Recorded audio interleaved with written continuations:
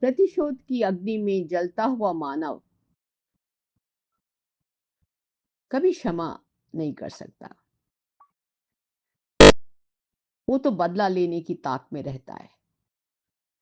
जब उसे दांव मिलता है, हमला बोल देता है। प्रतिशोध की भावना जिसके अंदर जड़ जमा कर बैठी है, वो व्यक्ति इस धरती पर मनुष्य की रूप में शैतान के समान है। मनुष्य के हृदय में प्रेम, संवेदना, दया, ममता, सहानुभूति, करुणा, प्रेम, श्रद्धा, विश्वास और सदाचार की भावनाएं होती हैं। शैतान के हृदय में द्वेष, दुर्भाव, घृणा, नफरत, स्वार्थ, द्वंद्व की भावनाएं सदैव रहती हैं। शैतान सदा क्रोध की अग्नि में जलता रहता है। शैतानी स्वभाव राष्ट्र, परिवार, समाज हेतु कल्याणकारी एवं सृजनकारी कभी नहीं हो सकता।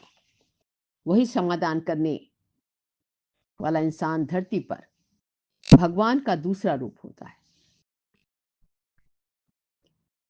वो जहां होता है वहां शांति, सुख, आनंद की रोशनी जलती रहती है। वो सभी के बीच में प्रेम की अलख जगाता है। कभी क्रोध एवं द्वंद्व नहीं करता। वो सहयोगी बनता है और दूसरों को भी सहयोगी बनने की प्रेरणा देता है। वो हर अच्छी बुरी घटना को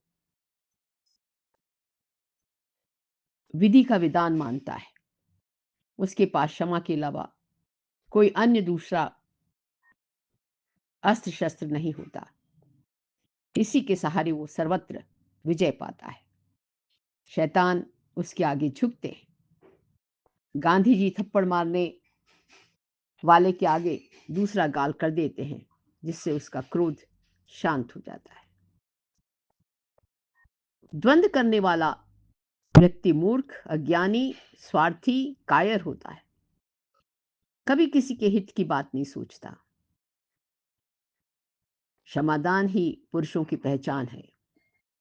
भगवान श्री कृष्ण ने शिशुपाल को 100 गलतियों को क्षमा करने की बात कही थी। 100 गलतियों की बाद उसका वध किया।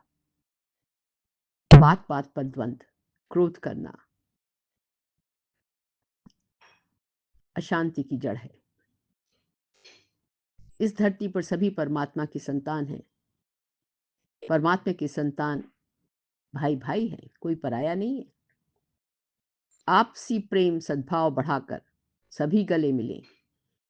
जहां अपनापन प्रेम है, वहां द्वंद्व नहीं होता, क्षमादान है। क्षमादान करने से प्रेम, सुख और शांति का वातावरण बनता है और द्वंद्व सहज ही समाप्त हो जाता है।